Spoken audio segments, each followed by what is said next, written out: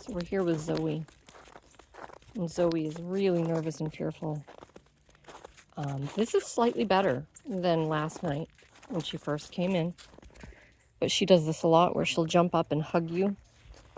But at the same time, she's terrified of you too. So she's terrified of the environment because she's in a new place. Come on, sweetheart. But she's also terrified of her handler. She doesn't know her handler. So she really feels like she has nowhere to go that's safe. And so she's just not sure what to do. And even though she's clinging to me, she could still bite me because she's just in a really, really bad state of mind. Let's go. She's very, very tense. And so those dogs tend to get a little defensive sometimes easily, right? Let's go. So that's something we have to be careful of. I don't really want to walk on this because it's going to be spotty. But if she's in her kennel, she'll growl when someone comes into the room, me included. Growl when I approach the kennel. But it's usually pretty easy to get a slip lead on her, and then she comes out pretty good. But I mean, last night she was jumping up in the air and actually like landing on her back, like life or death, freaking out, trying to get away from me, everything.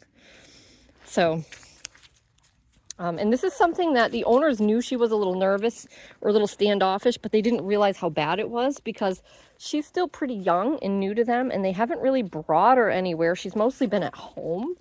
So they know she's not real keen on having like strangers in the house, but that was the extent of it.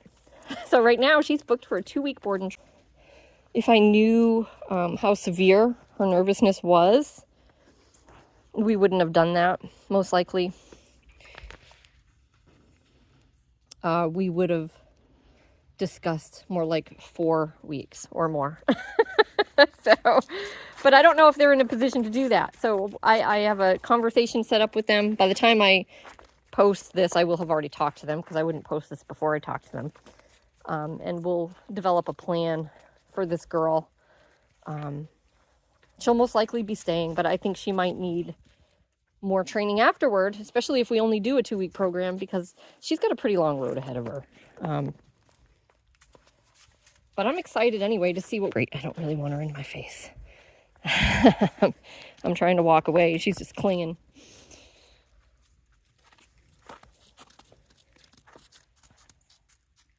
You see that tail is...